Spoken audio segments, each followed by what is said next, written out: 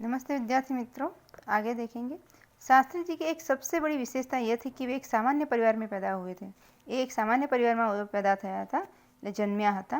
सामान्य परिवार में ही उनकी परवरिश हुई और जब वे देश के प्रधानमंत्री जैसे महत्वपूर्ण पद पर पहुंचे तब भी वह सामान्य ही बने रहे અને प्रधानमंत्री बन्या તેમ છતાં પણ એ सामान्य જ बनेला રહ્યા।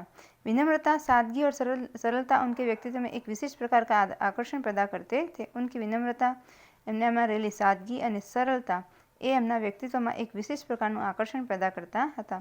इस दृष्टि से शास्त्री जी का व्यक्तित्व बापू के अधिक करीब था और कहना न होगा ए बापूनी વધારે नजीक હતા और कहना न होगा कि बापू से प्रभावित होकर ही सन 1921 में उन्होंने आज़ादी लड़ाई अपनी पढ़ाई छोड़ी थी। देश उनसे प्रभावित होकर ही उन्होंने अपनी पढ़ाई छोड़ी थी।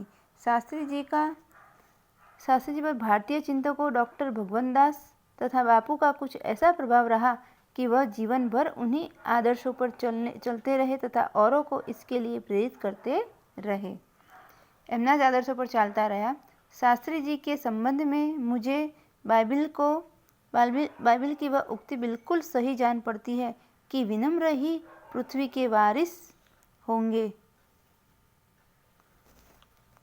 शास्त्री जी ने हमारे देश के स्वतंत्रता संग्राम में तब प्रवेश किया था जब वे एक स्कूल में विद्यार्थी थे और उस समय उनकी उम्र 17 वर्ष की थी। गांधी जी के आह्वान पर वे स्कूल छोड़कर बाहर आ गए थे। इसके बाद काशी विद्यापीठ में उन्होंने अपनी शिक्षा पूरी की। उनका मन हमेशा देश की आज़ादी और सामाजिक कार्यों की ओर लगा रहा। एमने देश प्रत्ये खूब ज लगाव हतो, खूब ज प्रेम हतो। परिणाम यह हुआ कि सन 1926 में वे लोक सेवा मंडल में शामिल हो गए, जिसके वे जीवन भर सदस्य रहे। इसमें शामिल होने के बाद से शास्त्री जी ने गांधी जी के विचारों के अनुरूप अछूतोद्वार के काम में अपने आप को लगाया। वहां से शास्त्री जी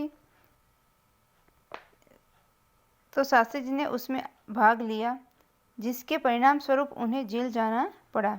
नमक कानून तोड़ो आंदोलन शुरू हुआ तो उसमें भी उन्होंने भाग लिया, तो उसके हिसाब से उनको जेल भी जाना पड़ा।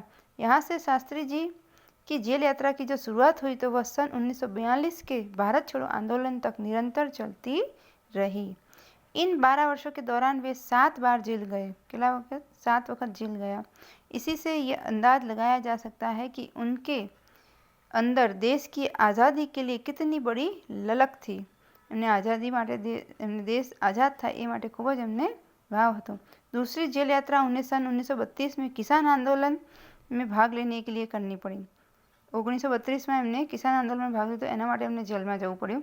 सन 1942 की उनकी जेल यात्रा 3 वर्ष की थी અને 1942 में हिंद छोड़ो आंदोलन वखत जो एमने जेल थी ए 3 वर्षनी હતી, जो सबसे लंबी जेल यात्रा थी, जे સૌથી लांबी હતી।